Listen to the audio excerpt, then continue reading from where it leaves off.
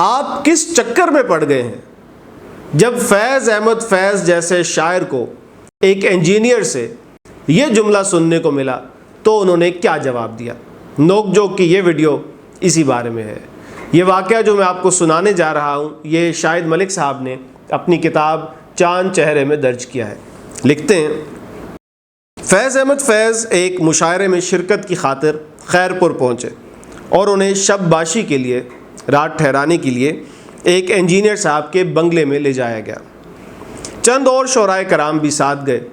Engineer صاحب اس وقت گھر پہ نہیں تھے، چنانچہ مہمان کو ان کے صاف ستھرے ڈرائنگ روم میں بٹھا دیا گیا۔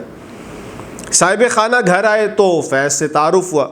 میزبان نے کوئی خاص نوٹس نہ لیا اور مصافحہ کرتے ہوئے صرف کہنے پر اکتفا کیا۔ پروفیسر شور علی جو مہمان کے ہمراہ تھے وہ اس بے رخی پر تل ملا کر رہ گئے، اور یہی کہانی کا خاص موڑ ہے۔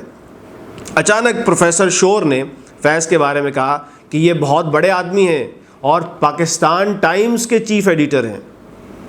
انجینئر صاحب چونکے، جیسے کوئی بچہ خواب میں پریشان ہو کر جاگ اٹھے۔ آپ پاکستان ٹائمز کے چیف ایڈیٹر ہیں؟ فیض نے کہا، جی ہاں۔